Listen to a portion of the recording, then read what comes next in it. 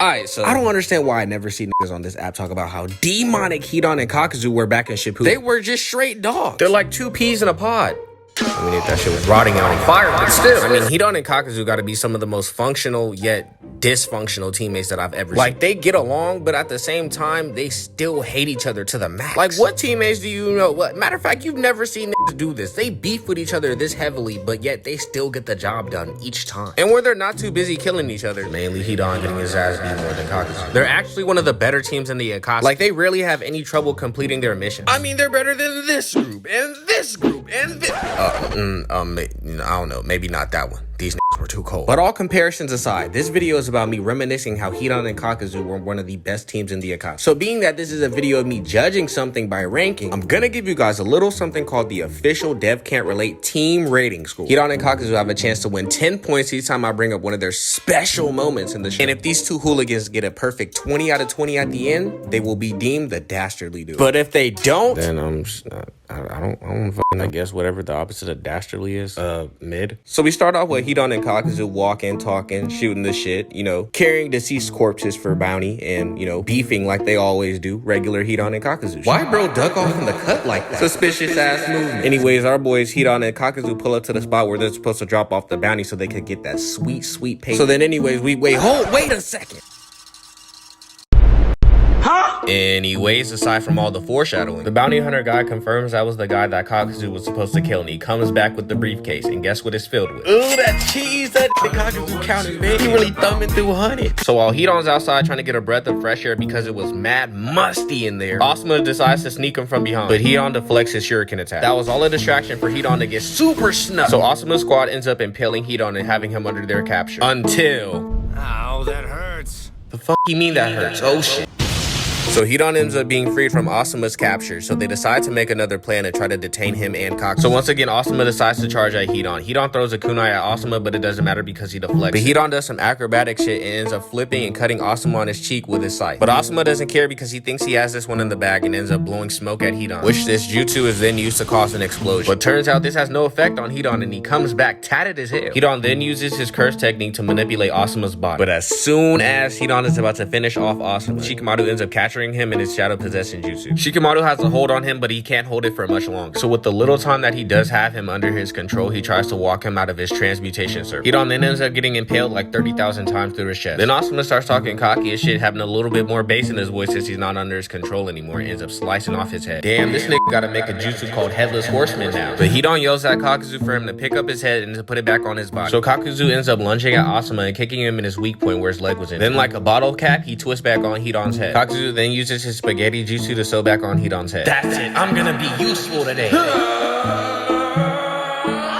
Nigga, watch out, don't touch my man like that. Oh, damn. So then Asuma and Hidan once again end up having another battle, but this one doesn't end up being in Asuma's favor because Hidan ends up striking him and getting him in a vital point to where he started bleeding inside the jutsu circle. And now the end is near, and so I face the final curtain. Nah, for real though, RIP that man Asuma. But now we must get into the final fight. Shikamaru versus Hidan. So while minding their business, again, like last time, Hidan and Kakuzu end up getting snuck from behind by some kunai with some explosive paper on it. Shikamaru then bops out the cut and throws more explosive paper bombs at them, but nothing happens. That was simply just a distraction so that Shikamaru could get them underneath his shadow possession juice. Shikamaru then gains full control over Hidan's body and starts walking him backwards. Shit, Hidan, me personally, I couldn't let him have me underneath his possession. Shikamaru then starts running with Hidan under his possession and swings at Kakuzu. Kakuzu uses one of his arms to remove the possession kunai, but then ends up getting attacked by Choji in the end. You think that little weak ass attack phased me? I'm Kakuzu. What was that, bitch? Dr. Kakashi hit Kakuzu with a Chodori, all is well until he gets snuck by Kakuzu. Yup, he thought he killed him, but he really didn't. Then Kakuzu ends up revealing one of his jutsus that he has a fuck ton of masks on his back. But these aren't just any ordinary masks, they happen to be monsters that can come out of his back, and they all each own one of his hearts. So now that we got that out of the way, Hidan ends up attacking Kakashi with his scythe. And these two end up having, might I say in my most biased opinion, one of the best taijutsu fights in all in art. But Kakuzu uses a wind blast from behind Hidan to sneak Kakashi with it, and then has one of his monsters use a lightning jutsu against Ino and Choji, but then Kakashi steps in and deflects it for you.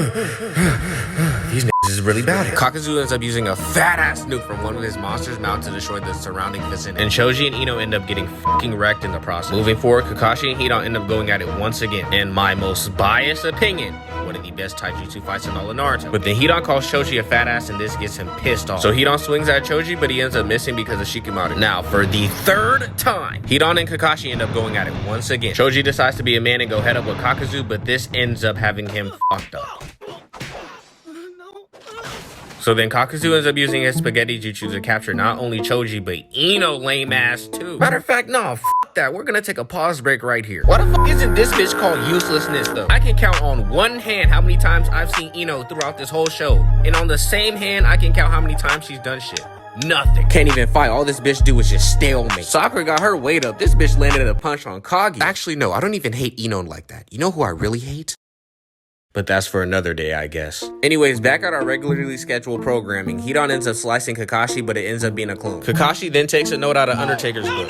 The Shikamaru finally ends up running the ones with Hidan. He throws a jab that Hidan ends up deflecting, but it doesn't matter because now he has him underneath his shadow possession jutsu. Once again. And now that he finally captured Hidan, he runs into the forest where he can execute his final plan. Shikamaru ends up throwing a trap so that Hidan can get caught in. But apparently, Hidan doesn't give a shit and he ends up still trying to fight Shikamaru. He ends up swinging his staff and cutting Shikamaru on his cheek. This gave him a sample of Shikamaru's blood, so now he can finally execute his demon jutsu. Oh Lord Joshi, hear my prayer. Give me the strength to f this nigga.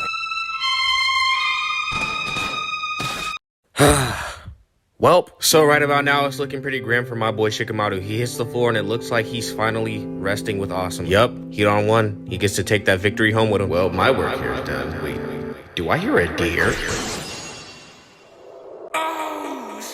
Shikamaru ended up sneaking Hidan in the neck, almost cutting off his head. It's then revealed to us that Shikamaru had blood samples stolen from Kakuzu, which left Kakuzu paralyzed on the floor. Hidan then tries to go against Shikamaru's shadow possession jutsu so that he could stab him in the face, but it's too late. Shikamaru then uses a jutsu to summon all of the paper bombs around Hidan's body. And at this point, this is when Shikamaru gave us one of the coolest scenes out of all of Naruto. He lit up my boy Ghost Asuma's cigarette one last time, then blew this bitch-ass Hidan to bits.